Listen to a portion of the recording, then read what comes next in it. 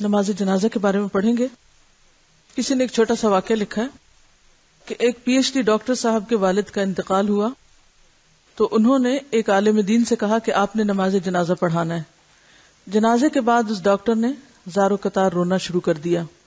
لوگوں نے اس کو تسلی دی کہ ایسا صدمہ ہر آدمی کو پیش آتا ہے کہ تم اتنا نہ رو، اس لیے صبر کرنا چاہیے.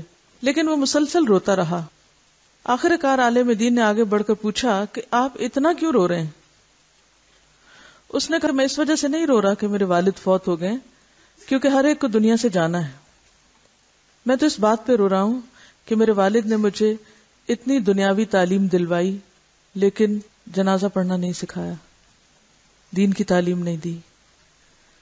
ہم اپنی اولاد کو کم از کم اتنا دین تو سکھا دیں کہ ہمارے مرنے کے بعد وہ ہمارے لیے دعا ہی کر سکے. ہر شخص کو وہی ملتا ہے نا جس کی وہ تڑپ رکھتا ہے، طلب رکھتا ہے. اگر ہم یہ چاہتے ہیں کہ ہمارے بچے جو ہیں وہ دنیا میں بہت آگے جائیں تو ظاہر ہے ہماری ساری کی ساری کوشش صرف اسی بات کے لیے ہوگی، دوسری کسی بات کی سوچنے کا وقت نہ ہوگا. لیکن اگر ہمیں اپنی اور اپنے بچوں کی آخرت یاد ہو تو اس میں سے کچھ نہ کچھ وقت ایسی تعلیم کے لیے بھی ضرور نکالیں. بہت سے لوگ جنازے میں شریک ہوتے ہیں لیکن پڑھتے کچھ نہیں ہے، اس میں صرف ایکشن کر کے ختم کر دیتے ہیں کیونکہ پتہ ہی نہیں پڑھنا کیا ہے. ہو سکتا ہے آپ کو زندگی میں کبھی بھی موقع نہ ملے کسی کا جنازہ پڑھنے کا، لیکن آپ اپنے بچوں کو اس کی تعلیم تو دے سکتے ہیں. رسول اللہ صلی اللہ علیہ وسلم نے فرمایا ما من رجل مسلم يموت فيقوم على جنازته 40 رجلا لا يشركون بالله شيئا الا شفعهم الله فيه. جس مسلمان کے جنازہ میں ایسے 40 آدمی شامل ہوں جنہوں نے اللہ کے ساتھ شرک نہ کیا ہو تو اللہ تعالی اس میت کے حق میں ان کی سفارش قبول فرماتا ہے. یعنی نماز جنازہ میں جو دعا پڑھی جاتی ہے وہ میت کے حق میں قبول ہوتی ہے.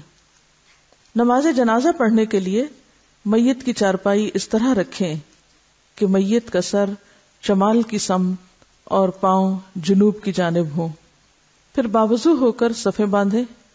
میت اگر مرد ہے تو امام اس کے سر کے سامنے کھڑا ہو اور اگر عورت ہے تو اس کے درمیان کھڑا ہو. یعنی چارپائی رکھنے کا بھی ایک خاص طریقہ ہے اور کھڑے ہونے کا بھی. عورت کے لیے درمیان میں اور مرد کے لیے سر کی طرف. فرق کیوں رکھا گیا؟ کھڑا ہی ہونا نا، کہیں بھی کھڑے ہو سکتے ہیں. کیوں؟ امام کے کھڑے ہونے سے پتہ چل جائے گا کہ جنازہ کس کا ہے. بعض اوقات ایسا بھی ہوتا ہے نا کہ کچھ لوگ راہ چلتے ہی شریک ہو جاتے ہیں. اب جب فرق ہوگا تو پھر قدرتی طور پر دعا کا جو صیغہ ہے وہ بھی فرق ہو جائے گا مذکر اور مؤنث میں. پھر دل میں نیت کر کے دونوں ہاتھ کندھوں یا کانوں تک اٹھائیں اور پہلی تکبیر کہہ کر سورۃ فاتحہ پڑھیں.